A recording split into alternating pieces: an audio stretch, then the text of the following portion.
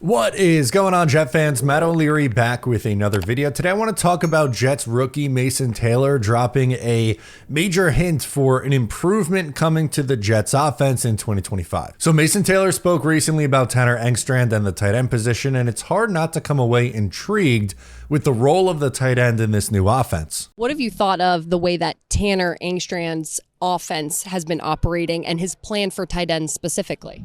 Yeah, I know. We love it. All of our tight ends love it. We all have aspects and kind of different ways we come and impact the game. So I think Tanner does a great job of putting us in positions to be successful, and that's the biggest thing. But, you could tell by the way we install stuff and we go out there in the practice field, the tight ends definitely are going to be used. The tight ends are definitely going to be used, the quote. And, clearly they're not going to give everything away, but it's easy to see why the Jets are going to utilize the tight end position in 2025. Looking at the Jets just receiving core in general, I think, far and away, Garrett Wilson is the best receiving option that they have.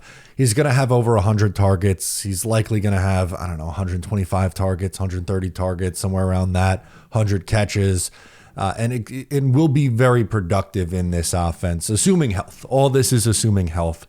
And then I would imagine that Breece Hall and Mason Taylor come next, because you look at the rest of the receiving room, there's a lot of question marks. Josh Reynolds, in my opinion, seems to be the number 2 wide receiver. He knows this offense extremely well from his time in Detroit.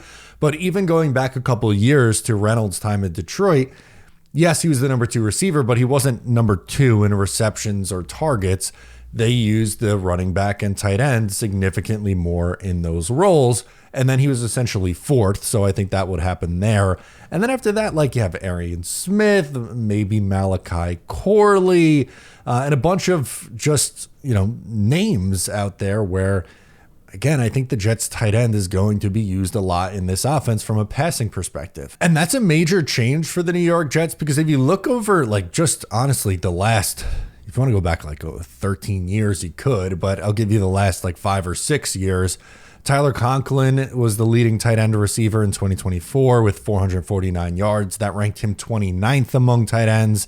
Conklin in 23, 621 yards, 13th, better, a top half of the league. 552 in 2022 was 14th, still not top 10.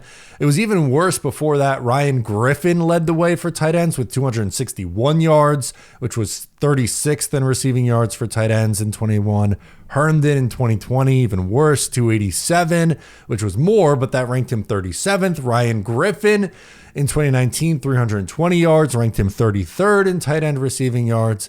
The last time the Jets had a true impact tight end in the receiving game, you have to go back to Dustin Keller in 2011 with 815 yards receiving, and that put him 8th. I think we're going to get back to closer to that era. Now, I don't know if Mason Taylor hits 800 yards in year 1.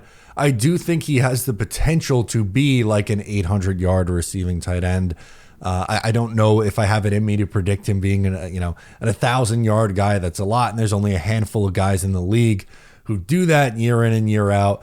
But I do think he could be, someone who puts up solid numbers between 600 to 800 yards every year, 5 to 7 touchdowns, just a really productive player. And even looking back, I didn't pull up this year, but in 2015, that's the Jets' best passing offense of my lifetime, and for honestly probably most Jet fans' lifetime, unless you're around in the Joe Namath era. And the leading tight end that year was Jeff Cumberland with 77 receiving yards. They didn't use the tight end at all. The entire passing offense was their 2 top receivers, Brandon Marshall and Eric Decker. So just looking at how Tanner Engstrand is going to run things, they're going to use the tight end significantly more than what we've seen for the Jets in a really long time. Going back to their last successful era, which was 2009 to 2011, we'll call it, and Dustin Keller was the leading tight end there. I think Taylor likely finishes 3rd on the team in receiving yards this year and targets, 3rd in both, behind both Garrett Wilson and Breece Hall. And again, that's assuming health for everyone involved.